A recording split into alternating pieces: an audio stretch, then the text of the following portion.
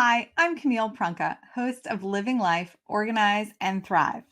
I'd like to introduce you to Knack. Yes, it's a backpack, and it's unlike any backpack you've ever seen before. It has this patented design, which allows it to expand for when you need more space on the go. I love all of the interior pockets. They allow you to stay organized while using just one bag. There's enough room for everything you'll need to go from one activity to the next. It safely holds your laptop, charging cords, power pack, water bottle, sunglasses, and more. Plus, its sleek look is professional and stylish. Get your Knack bag today. Use the code ORGANIZE and for a limited time, get a free TSA approved lock with purchase. Just add the TSA lock to your cart with your Knack bag of choice and use the code ORGANIZE at checkout to get it for free. Welcome to Living Life, the show that allows you to pursue things that make you happy, curious, and keep you open-minded. This is Living Life on the Empty the Bench podcast network. Hi, I'm Camille Prunka, and welcome to Living Life, Organize and Thrive, presented by Knack, the show for those who are ready to gain control over physical clutter and all of the things which drain your energy and steal your time. I love spring. It's one of my favorite seasons. I take my son for walks in the neighborhood, and we discover all of the different trees and flowers which are blooming. It's a time of rejuvenation after the cold, sometimes harsh winter. Most often, we associate spring with doing a massive, deep cleaning in our homes. Getting rid of dust, dirt, allergens, and more is a fabulous way to reconnect with your home and address any issues before they become major maintenance problems, requiring expensive repairs. However, we're not going to talk about spring cleaning today. Instead, we're going to talk about a spring clearing, and specifically how to clear the clutter when you're living with someone who wants to keep everything. Or maybe the opposite is true, and you're living with a partner who is eager to throw everything away, including the items which are precious to you. Before we go any further, be sure to like this video and subscribe to the channel so you can see more of the shows which are part of the Living Life podcast as brought to you by the Empty the Bench podcast network.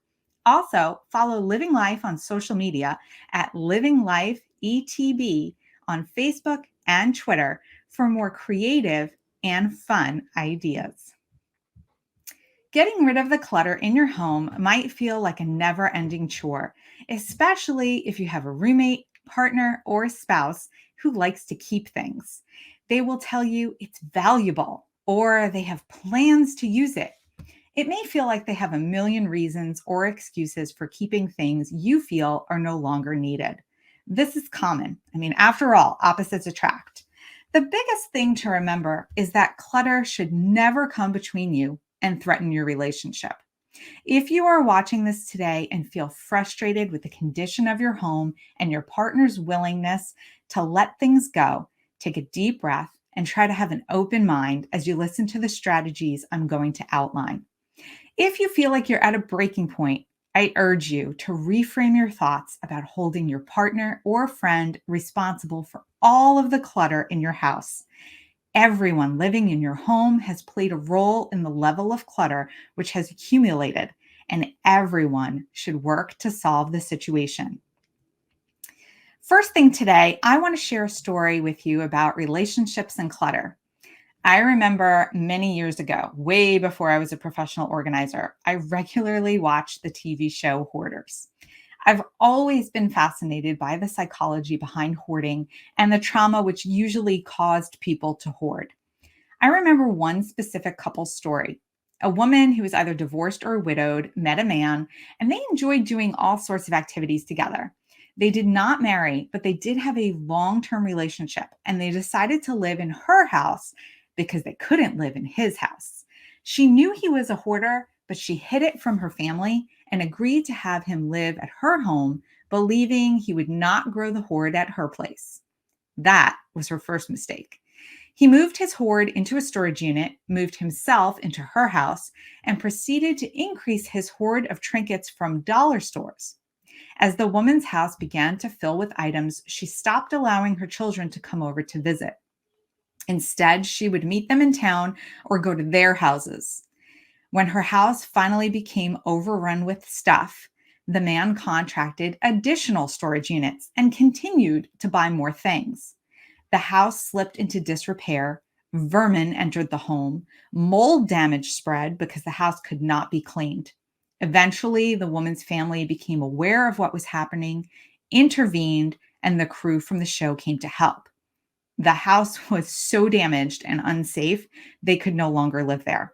The couple did not have the money to repair it because all their expendable income was paying for storage units and more stuff.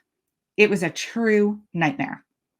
But here's the worst part in all of this. As I watched it play out on the television, I was in complete shock. So the couple had been together for about a decade, maybe more, and the man was resistant to decluttering his hoard the entire time they were working with the crew. He was mean at times to the crew members, his partner's children, and even his partner. The worst moment was when the psychologist and professional organizer were trying to convince him to release and donate some inexpensive rhinestone jewelry. He kept insisting he would not let it go, and this greatly distressed his partner. She was visibly upset with his lack of cooperation and ended up blowing up at him over his inability to see how his hoarding had ruined her home. So the psychologist stepped in and asked the woman if she was willing to stay with the man after all they have gone through, if he was willing to change his ways and receive help. She said yes. The psychologist asked if the man loved the woman and was willing to let go of the costume jewelry to save his relationship. He coldly said no.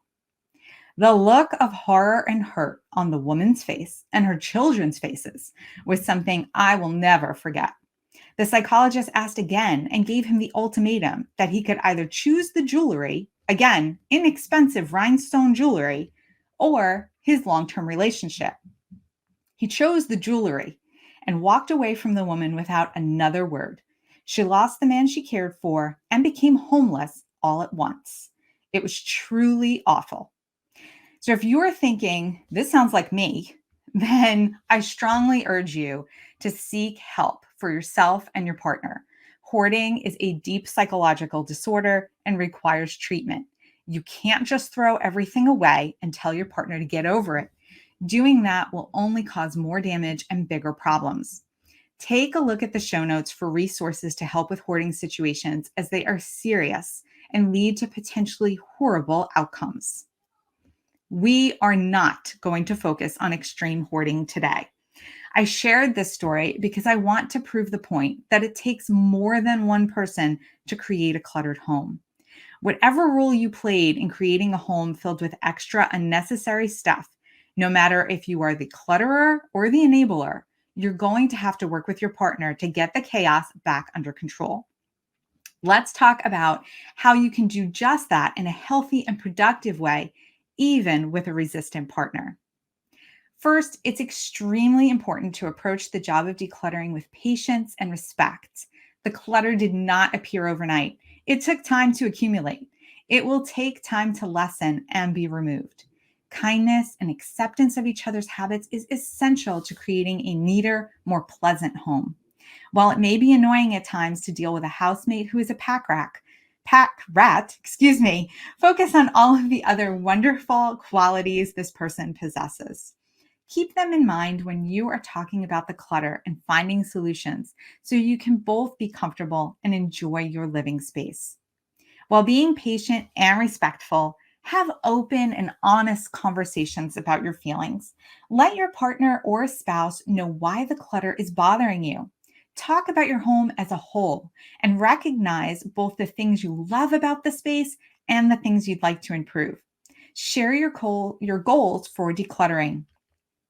Maybe you'd like more space to entertain friends and family, or would like to create a family game area so you can all spend more fun time together. If your partner can understand the reasons behind your need to declutter, they may be more willing to work with you. Open communication is essential to finding common ground.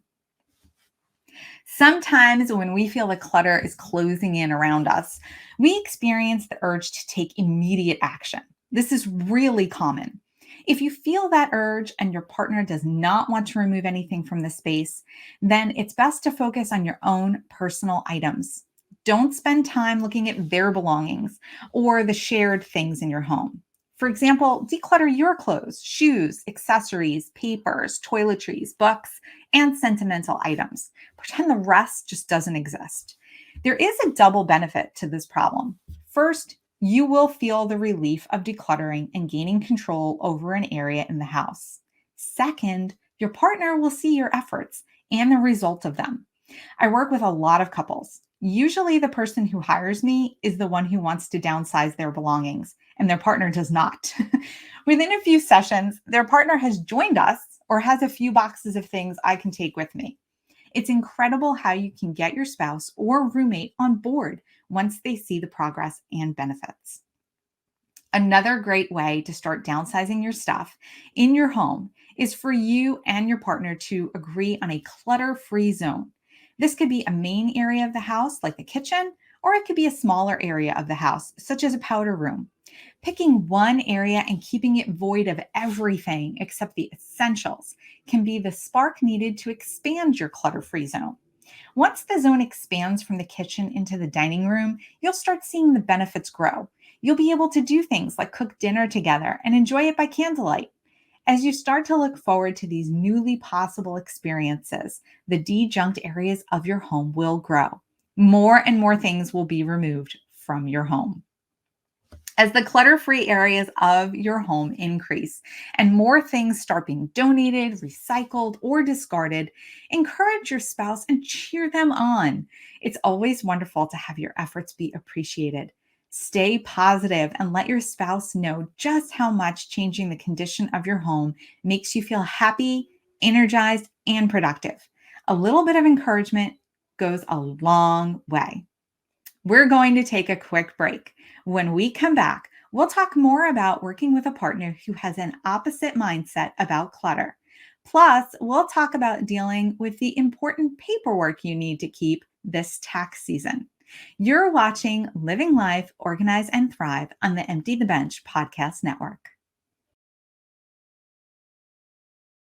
Hi, I'm Jerry Barmash, host of Here Now the News. I've used this microphone over the years for radio work, and I take that mic and the experience to this weekly podcast. If you've been a regular viewer, you know guests have varied from politics to pop culture. There was a bartender who wrote about his adventures making drinks at Hamilton. Petrie Hawkins Bird chatted about his working relationship with Judge Judy coming to an abrupt end. And there are plenty more where that came from. Here Now the News, part of the Empty the Bench podcast network, features one-on-one engaging, entertaining interviews. If you haven't yet, please subscribe to Here Now the News on YouTube. And thanks for watching. Hi, Howie Morgeson here from Living Life, Sweets, Treats, and Eats on the Empty the Bench podcast network. As you can see, it's all about the food, and lots of it. On each podcast, we're going to make dishes that I have discovered and found out there, things that I've fixed for my family that they really enjoyed. It's all about the food and how to enjoy it. It's also simple dishes that you can put together on your own. We'll show you techniques on how to prepare the food. We'll show you how to serve it and display it. So it's all about the food, and we hope you can join us. So again, Sweets, Treats, and Eats on the Empty the Bench podcast network. I hope you can join us. Welcome back to Living Life, Organize and Thrive. We've been talking about decluttering your home with a resistant partner. If you are looking for more strategies to organize your physical space and make the most of your time, follow Refreshingly Candid Coaching and Organizing on Facebook at Refreshingly Candid and on Instagram at refreshingly.candid. Read the blog at refreshinglycandid.com for more ways to simplify your life and your space to achieve your goals. We've been talking about the challenges people experience when they live with someone who has an opposite organizing style. Decluttering when you live with others is different than when you live alone. If you are more of a minimalist, you can't get rid of the things that your partner cherishes or enjoys using. Pushing them to declutter may have the opposite effect. It could make them angry or resentful and cause them to feel like they can't trust you to respect their space and belongings. Your partner could end up wanting to hold on to the clutter even more. Instead, ask where they are open to removing clutter from the house. Your partner may be open to looking at a closet or a bookshelf. Start small and build some momentum. Let's consider the other possible scenario when it comes to partners having opposing styles when managing belongings. How do you work with a spouse who is pushing you to get rid of your things and you can't get it done fast enough?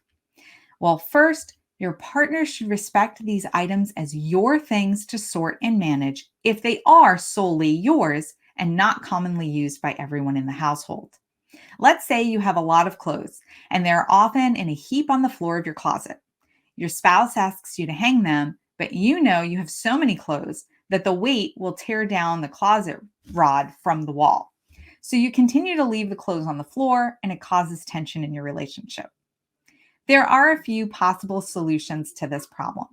First, is there a space in the house where you can store off-season clothing when it's not in use? Finding a space in a spare bedroom or basement for the clothes you don't wear all of the time allows you to keep the clothes and tidy the closet without breaking the rod. Another solution is asking your partner for help, creating a system which will work. Finding a solution together shows your partner you hear their concern and want to solve the problem together. Your partner gets the neat space they desire while allowing you to keep your clothes and have access to them more easily. Maybe you can buy a stronger closet rod or build some additional shelves to hold items which can be folded. Designing space which will work for the things you need to store is essential to keeping things neat. The third possible solution I'm going to share today is using a maybe box. As you go through the pile of clothes, consider if there are some you could donate and place them in a box in another room.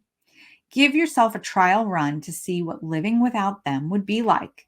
If you're able to get dressed for a few months without these pieces, and they would usually be worn at this time of year, then it's safe to say you really don't need them. You can take the entire box to a local charity. If you find yourself looking for a shirt which was placed in the box, then take just that one shirt and add it back into your wardrobe. Look for the simplest ways to remove clutter from your space and give them a try. Don't be afraid to experiment with storing items in different places or using the maybe box system as a decluttering safety net. All right, let's talk about something which seems to multiply on its own in many homes: paper. Paper is constantly moving into and out of our lives. Some of it we really need to keep. Some papers are easily identified as junk, and then there are papers which we might need to keep, but we're just not so sure. So, how do you make sense of it all? I'm going to share my screen so we can talk about exactly what to do with the paper in your life. Now, please don't struggle to take notes about all the different types of paper that I'm going to touch on or how long to keep them. Instead, check the show notes for a link to my guide for minimizing paper clutter. All right, so let's start with talking about how you can escape what I lovingly call the paper jungle. So right now, you're going to need to gather up some starter supplies, and those will be some sorting bins, which I'm going to show you how to label in just a minute. You might need a file box, some file folders, hanging files, some 3.5-inch colored file tabs, some 3.5-inch transparent hanging file tabs. If you want to really jazz things up, a label maker, a letter opener if you're going to be opening unopened mail, some sticky notes to make some temporary labels, a marker, a stapler, and some binder clips. These are all the basic supplies. Now, if you really don't have a lot of this, that's okay. You can still sort your paper without it. Don't let it deter you from getting started. So you are going to sort your paper into two complete piles, let's say. And then within those two categories, you're going to do subcategories. So your first category is going to be active paperwork. This is paperwork that you need to do something with. So I call process paperwork that I need to fill out or complete, that I need to take a next step with in some way. Then there's bills to pay. That's another subcategory. Things that I need to keep in a file cabinet would go in file. And then anything that is supporting documentation to my annual taxes would go in the taxes file. And then there's archive. And I love archive because it doesn't necessarily mean you're keeping all of it. Some of it you will be keeping for reference. So if there's a magazine article you want to hold on to or a travel pamphlet, that's going to go in your reference file. But then you're going to use the circular file, also known as recycle, shred, and digitize. So here I urge you to recycle as much paper as you possibly can. And that means that if it has your name and address on it, it doesn't necessarily need to be shred. I hate to break it to you, but your name and address is public record. Pretty much anybody can find that anywhere on the internet and off the internet. So if you're spending time shredding a lot of papers just because it has your name and address, you might want to reconsider shredding just more sensitive information. First of all, it takes a lot of time and effort to shred paperwork. You're either spending the time using a shredder in your home, or you're saving this paper to go to a community shred event and it's taking up space while you're waiting for the event to take place. The other thing is environmentally, shredded paper cannot be recycled. So once you actually shred all that paperwork, you have degraded the fibers of the paper to the point where it cannot be recycled into something else. So that's why I urge a lot of my clients to think really carefully about, do they need to shred something just because it has their name and address on it? And if it has no personal information on it, you really should recycle it and not shred it. And then there's digitize. So if you are going to be, referring to a magazine article again and again, or a newspaper article again and again, or you are going to need to maintain a piece of paper for the long term, maybe it has some information about a system you've installed in your home, then you would consider digitizing it and putting it in a well-labeled electronic file so you don't have to keep the paperwork. So here's my Keep It calendar that I share with all of my clients. Within the 1 to 3 month span, you'll want to keep utility bills. This is basically just so you can make sure that your payment's been received and that your bill account has been updated correctly, and then you can get rid of the original bill. Now, if you are a business owner and you deduct some of these utility bills, like maybe your cell phone bill or your internet bill, and you still get paper copies of this, you might want to maintain that paper record for 3 to 7 years because it is a business tax expense. Again, anything I'm talking about, if you can get it paperless, I urge you to go paperless. But if you are a paper person and you like keeping these things in your home, then 1 to 3 months is enough. Once it's been reconciled, it can go back out. Any sort of paid citations, so that would be traffic tickets, parking tickets, anything like that that's been paid, keep it a couple of months, make sure everything seems good, and then you can toss it. Receipts for minor purchases. So if you reconcile your bank statements when you're using your credit cards, your credit card statements, once you see that the charges are matching your receipts, all those receipts can go. And the same with any ATM or bank deposit slips. So for a year, I recommend that people keep their check registers if you're still writing checks. Keep your bank statements, your credit card statements, your pay stub checks, any canceled checks, mortgage statements, and the quarterly investment statements. Once you have your annual review statements, you can get rid of all of these month-to-month statements. So now we're going to talk about what you keep for 7 years. And this really is because all of this documentation is going towards your tax record. It's going to be a part of your tax return. It's going to back up the information that you give to the IRS and your local government. So annual bank statements, W-2s and 1099s, receipts for tax purposes. So if you are going to be doing business travel, business meals, and wining and dining, those are all the receipts that you want to keep. Any records of a satisfied loan, disability records, unemployment, income stubs, medical bills and claims, canceled insurance policies, and records of sold stocks. After 7 years, these things can be discarded. So if you still have your W-2s from 1998 or 1988, and yes, there are people who have them because I go in their homes and declutter them, you can get rid of those. It's way more than the 7-year mark. Now, there are papers that you should keep forever, and that includes your actual tax return. So people get confused here, and I've had to explain this to clients. Your tax return is the actual piece of paper that you send to the IRS and say, this is all the numbers of what's happened in my life this year, and I either get a refund or I owe you money. And then you have all the supporting documentation, the W-2, 1099s, receipts. That supporting documentation can go, but the actual return that you give to the IRS, that you need to keep forever and ever and ever. Do not throw those away. So make sure that you have a safe place to maintain your yearly income tax return. Any deeds, mortgages, or bills of sale of major items, you should keep those forever too. Investment statements for the year. So if you get an annual investment statement, that you're going to want to keep. Any sort of legal documents.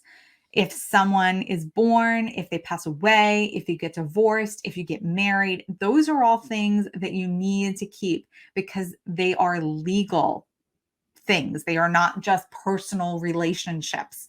So, if you have a death certificate that is a piece of paper that is the only piece of paper you have about the existence of someone and their passing, that you need to keep, because if someone ever assumes their identity and incurs debt, you don't want that debt passed to you. You want to be able to say, I don't know how this happened. This person's been dead. And that piece of paper is the only paper you have to prove it. The same thing goes for any military discharge papers. You'll want to keep those, Social Security card, passport, and any life insurance policies. The other thing you want to keep forever, and this is interesting if you are unaware, if you are a homeowner, any improvement that you do to your home, you want to keep the receipt forever. And this is because, let's say you buy a home in 1970, okay, and you buy it for $50,000. I'm just using really round numbers that I'm making up. Well, now you're going to go sell the house in 2022. It's been a considerable amount of years. The house is no longer going to be worth $50,000. It might be worth $1 million. Well, the government's going to say that you owe tax on the difference between the $50,000 and the $1 million because your investment in this home has appreciated. Well, if you show that you contributed to the appreciation from $50,000 to $1 million by making repairs on the house, putting in a new kitchen, putting in new lighting, upgrading the sewer system, whatever it is that you spent money on, then goes towards raising the price of the house from $50,000 to include all of the improvements. So if you made improvements that bring it up to $750,000, I'm just saying, then you're only going to be taxed from the difference between $750,000 and $1 million, as opposed to $50,000 and $1 million. So you always, always, always keep your home improvement receipts.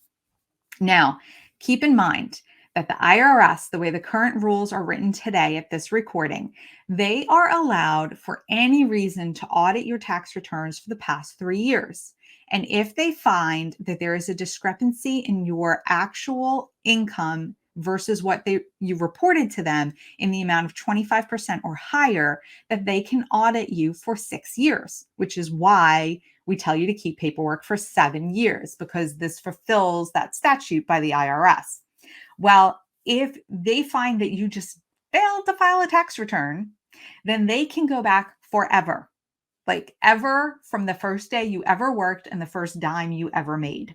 So that's why I say keep your tax returns forever and ever and ever, because if they can't find a year that you filed and you don't have the proof that you actually filed it, they can go into every single year you have ever existed on an employment payroll or made any sort of money. So just keep that in mind. Those are from the IRS website as of today's recording. Now, again, more of what you need to keep forever.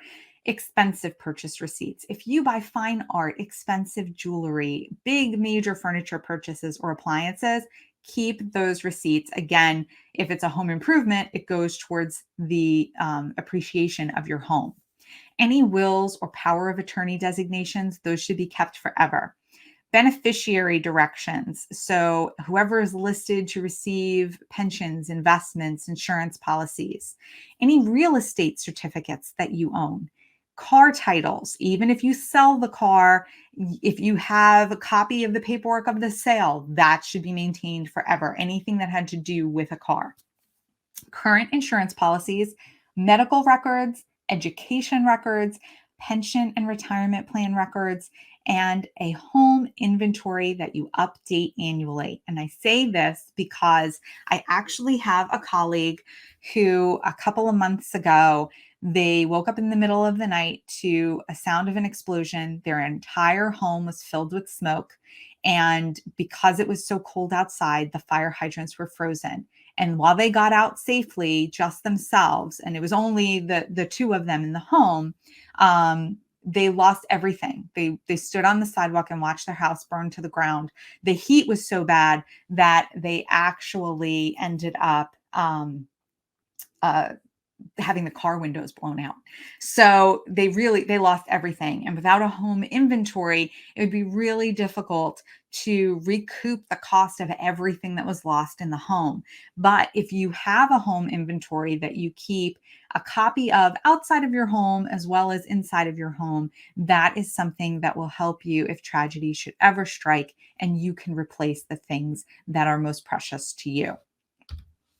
So here's my fastest 10. This is what I say that you can go through really quickly today and just get rid of out of your space. And that's all of your supporting tax documents, not the returns, the tax documents that are supporting them that are past 7 years old. Get rid of them.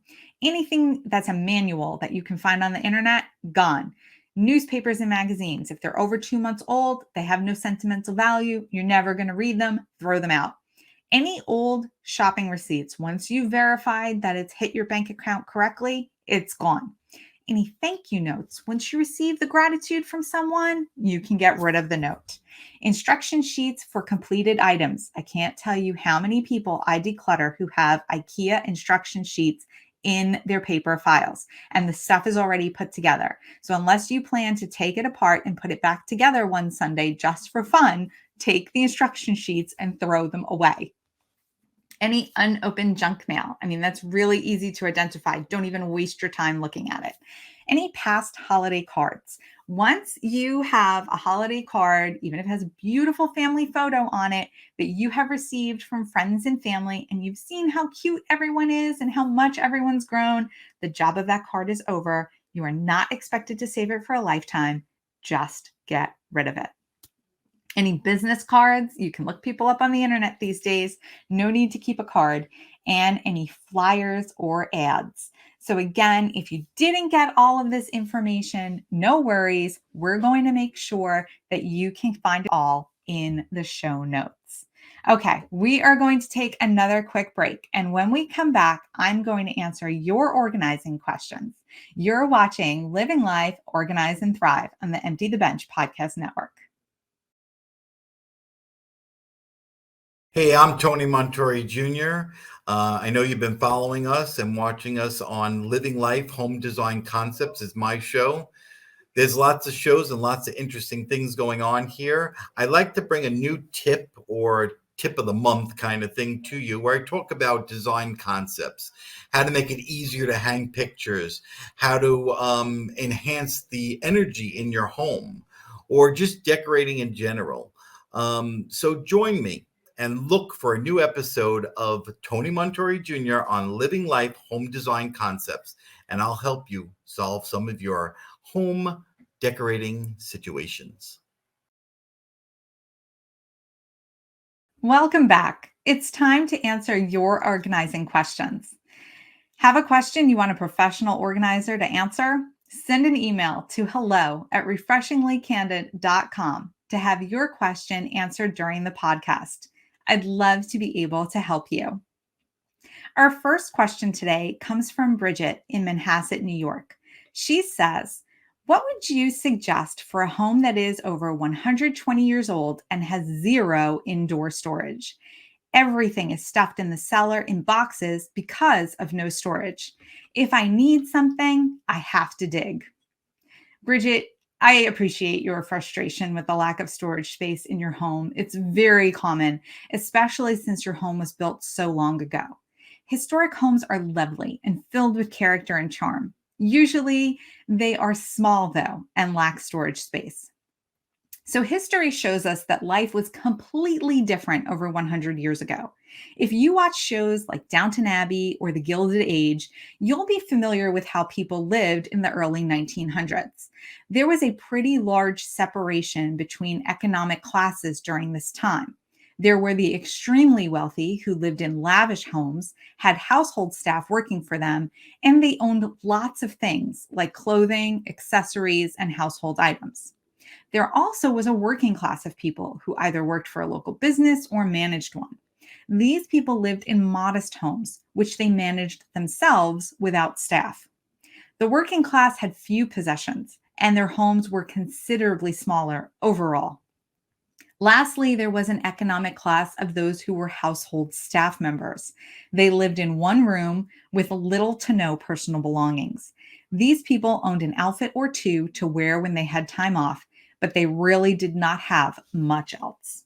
So, Bridget, if you bought the home built for a wealthy person, they had lots of stuff, but it was stored completely differently than we would store it today because they had servants. The servants used pots and pans in the working kitchen, which was in a space separate from the living quarters.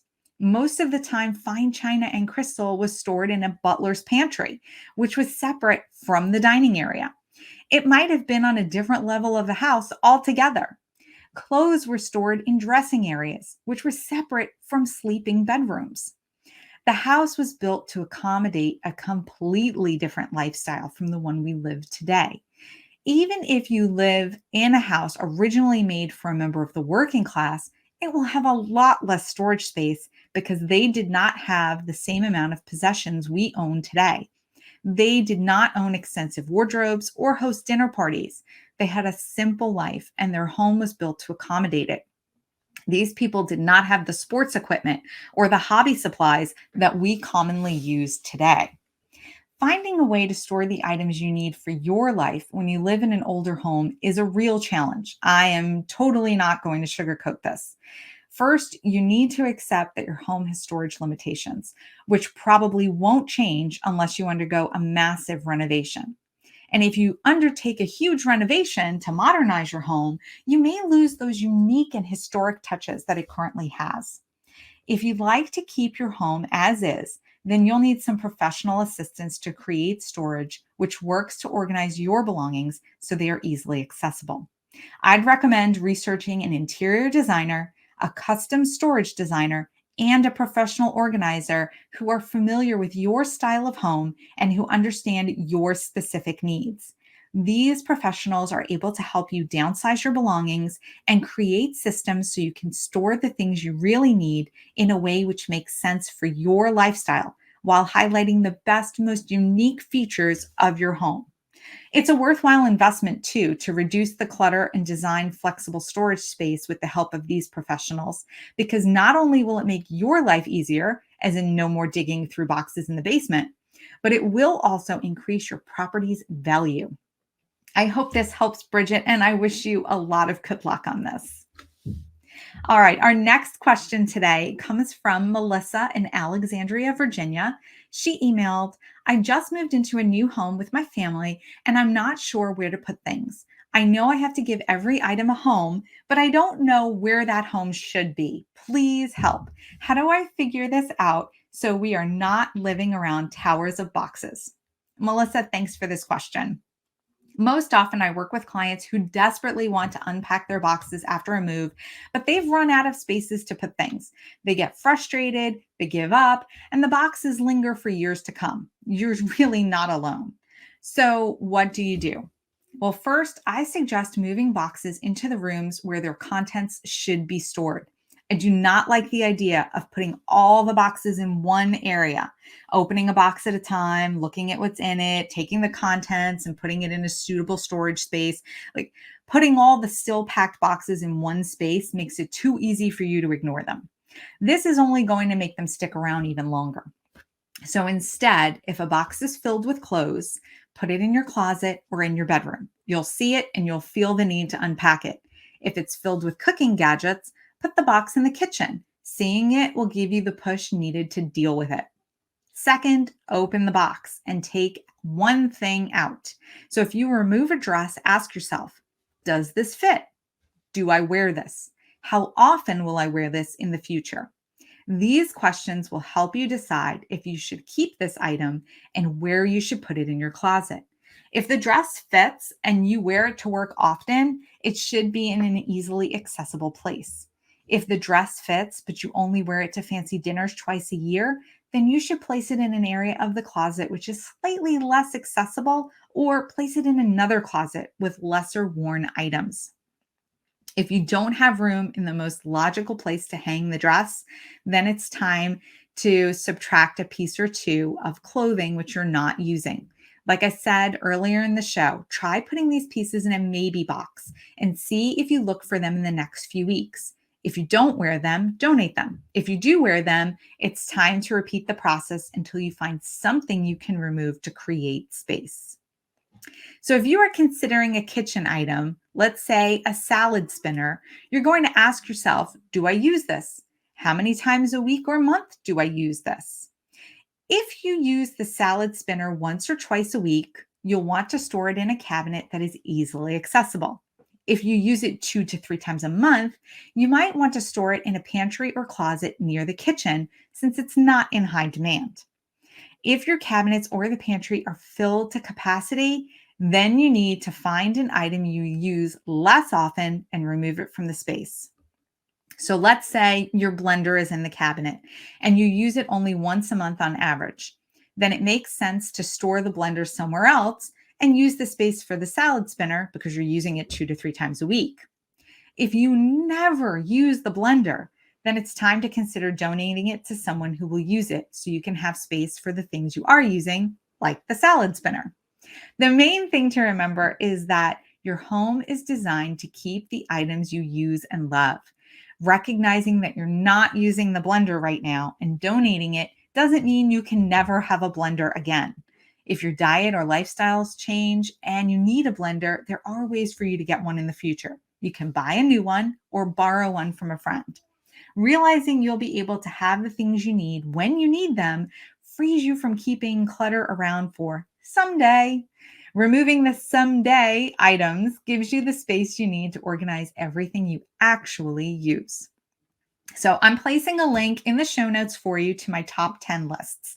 There are 4 lists, each with 10 items you can remove from your life today. I love these lists because they help you find space and time stealers around the house. These are great to help you even more when it comes to unpacking those last few boxes and finding a home for everything that you actually use. I hope asking yourself these questions and using the lists helps you. So good luck unpacking, Melissa, and settling into your new home. If you have an organizing question you'd like me to answer, reach out by sending an email again to hello@refreshinglykandid.com. So for more ideas on living an organized and truly inspired life, please visit refreshinglykandid.com. Thank you so much for joining me today for Living Life, Organize and Thrive. I'm Camille Prunka with Refreshingly Candid Coaching and Organizing. Until next time, I hope you feel inspired, comfortable, and happy in your space every day.